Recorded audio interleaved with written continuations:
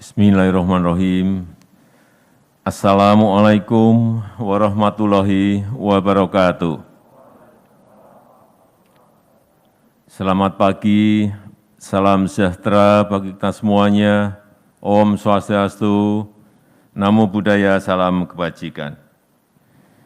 Yang saya hormati Menteri Koordinator Bidang Pembangunan Manusia dan Kebudayaan, yang saya hormati Gubernur Jawa Tengah, Bapak Ganjar Pranowo,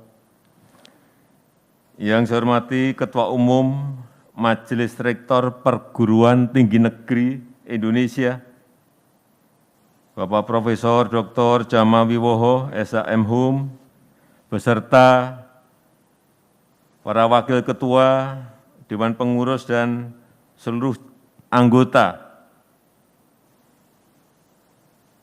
Majelis Rektor Perguruan Tinggi Negeri Indonesia, Bapak Ibu Rektor dan pimpinan universitas yang saya hormati, hadirin dan undangan yang berbahagia. Kita tahu, Bapak Ibu Rektor, bahwa revolusi industri 4.0, disrupsi teknologi, pandemi ini mempercepat gelombang besar perubahan dunia. Gelombang besar perubahan dunia. Sehingga yang terjadi adalah ketidakpastian itu sangat tinggi sekali. Sekali lagi, ketidakpastian itu menjadi tinggi sekali. Oleh sebab itu, pendidikan tinggi harus memfasilitasi mahasiswa untuk mengembangkan talentanya.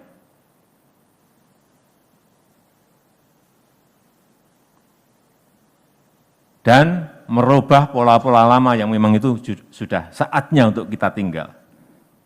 Jangan mahasiswa itu dipagari oleh terlalu banyak program-program studi di fakultas.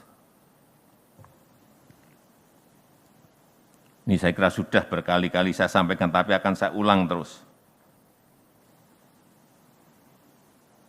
Sekali lagi, fasilitasi mahasiswa sebesar-besarnya untuk mengembangkan talentanya yang belum tentu sesuai dengan pilihan program studi, jurusan maupun fakultas. Karena kita ingat, pilihan prodi, jurusan, dan fakultas tidak selalu berdasarkan pada talenta. Dan ketidakcocokan itu kadang-kadang terasa saat kuliah.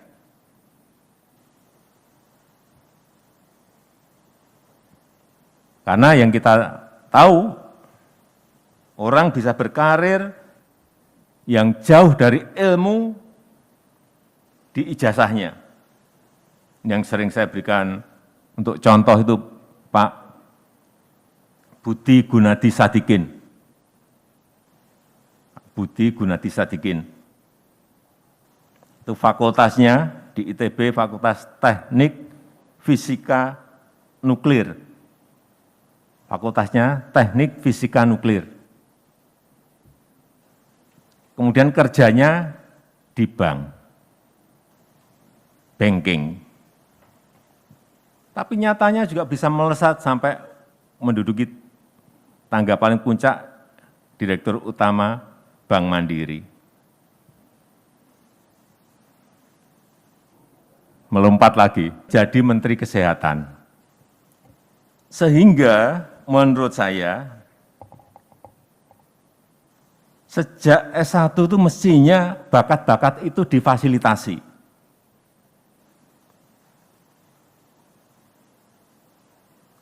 Kenapa itu penting untuk difasilitasi? Karena semua nantinya ini akan hybrid. Semua nantinya akan hybrid. Karena tadi, ketidakpastian global dan karena perubahan dunia yang begitu sangat cepatnya. Sehingga menurut saya sekarang ini mahasiswa harus paham semuanya. paham matematik, paham statistik, paham komputer, paham ilmu komputer, paham bahasa, dan bahasa itu bukan bahasa Inggris saja. Ke depan bahasa coding, hati-hati mengenai ini. Perubahan ini akan cepat sekali karena pandemi, lebih cepat lagi karena pandemi.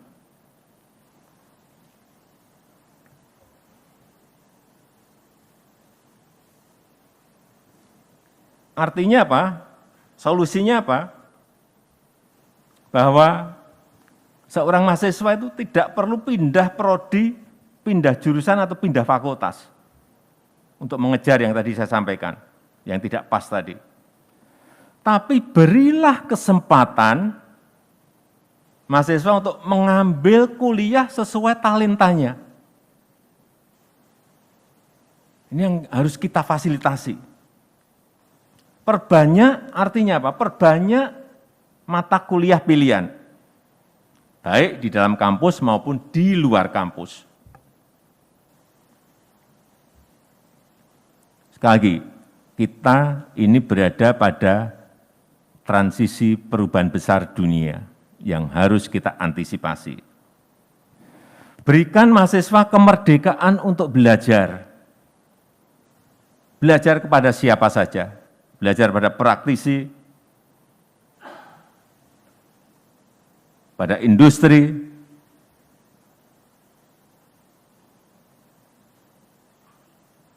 karena sebagian besar mahasiswa nanti akan menjadi praktisi. Bagian besar, artinya ada juga yang akan menjadi dosen, menjadi peneliti.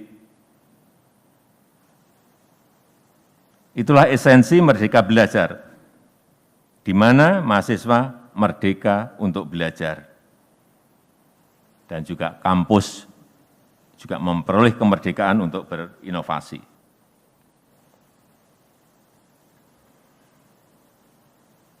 Sekali lagi, karena semuanya nantinya akan hybrid. Hybrid knowledge, hybrid skill,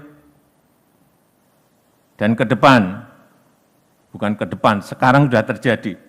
Banyak job yang hilang, banyak pekerjaan-pekerjaan lama hilang, dan muncul, tapi juga muncul banyak pekerjaan-pekerjaan baru. Ini yang harus diantisipasi oleh perguruan tinggi. Inilah kecepatan perubahan yang betul-betul kita tidak duga dan dipercepat lagi oleh karena ada pandemi.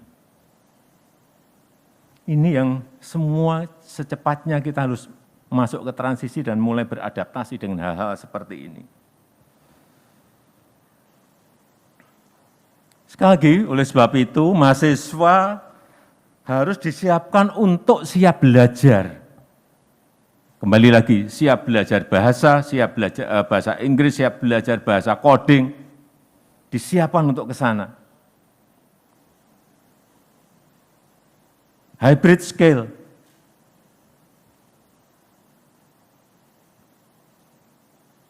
Dokter misalnya, tidak usah ke depan lah, sekarang nih, harus mengerti mengenai robotik.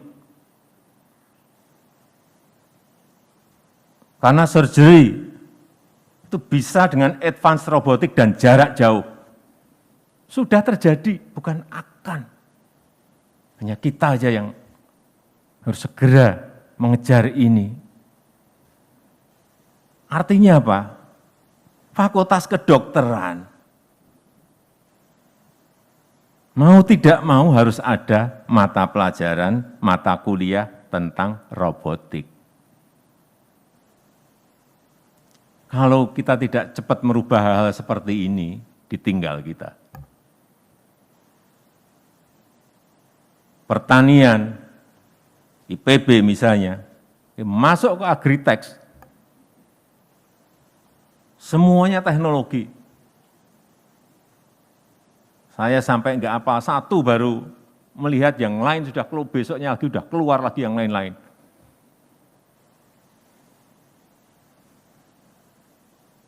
Dan Bapak Ibu semuanya sebagai pimpinan, sebagai rektor, yang paling cepat bisa beradaptasi, mengadaptasi perubahan-perubahan seperti ini, Siapa? Perguruan tinggi. Yang cepat membawa negara ini masuk ke transisi untuk masuk ke gelombang perubahan besar ini, perguruan tinggi.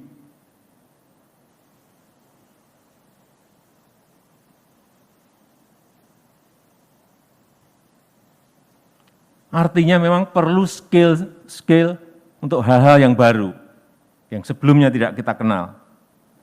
Dan kita semuanya harus selalu update terhadap teknologi. Selalu. Agriculture teknologi, ada pemupukan pakai drone, ada pengairan, panen, pengolahan tanah, semuanya melihat teknologi begitu sangat cepatnya berubah.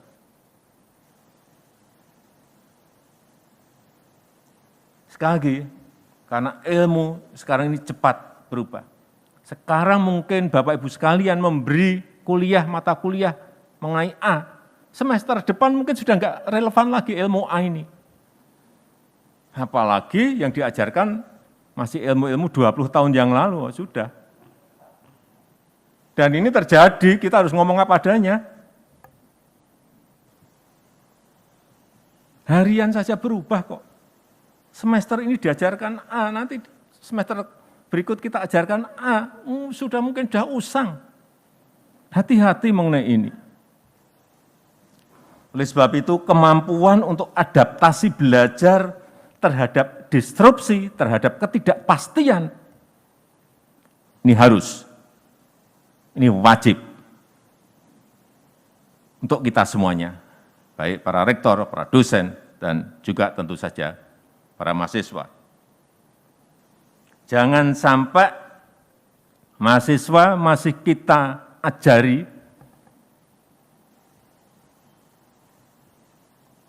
dan ini jangan dibiarkan kita untuk belajar hal-hal yang rutinitas. Hati-hati mengenai ini. Hal-hal yang monoton, hati-hati mengenai ini. Dan tidak berani mencoba hal-hal yang baru. Karena kita bisa belajar sekarang ini di mana saja.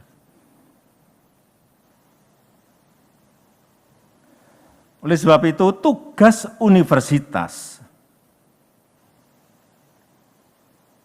adalah mencetak, adalah melahirkan mahasiswa yang unggul dan utuh.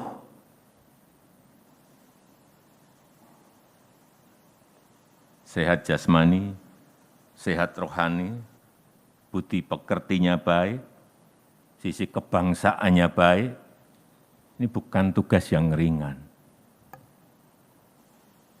Karena kalau enggak, kebawa kemana-mana anak-anak kita nantinya. Sekali lagi, sehat jasmani, sehat rohani, budi pekertinya baik, kebangsaannya baik. Dan tugas rektor dan seluruh jajarannya bukan hanya mendidik mahasiswa di kampus saja, apalagi hanya di kelas. Hati-hati mengenai ini. Juga menjadi tugas para rektor dan jajarannya yang berkaitan dengan yang di luar kampus. Artinya di luar kampus pun menjadi tugas rektor dan seluruh jajarannya. Hati-hati, di dalam kampus dididik mengenai budi pekerti, di luar kampus saja yang didik jadi narkoba, pecandu narkoba. Nah untuk apa kita kalau nggak bisa menjangkau ke sana? Di dalam kampus dididik mengenai Pancasila kebangsaan. Di luar kampus ada yang didik mahasiswa kita jadi ekstremis garis keras, jadi radikalis garis keras. Nah, untuk apa?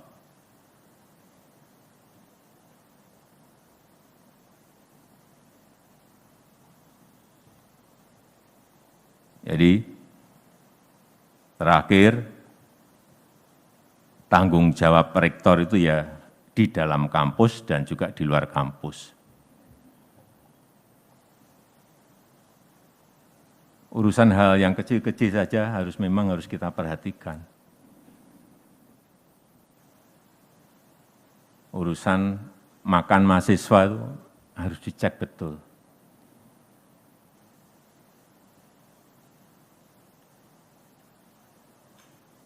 Mohon maaf, saya ingat di UGM di Jogja.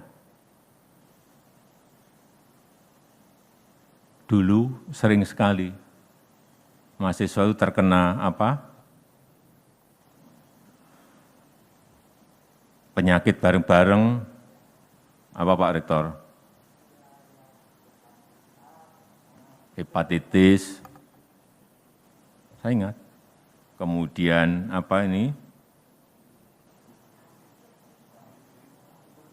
tipes. Karena apa?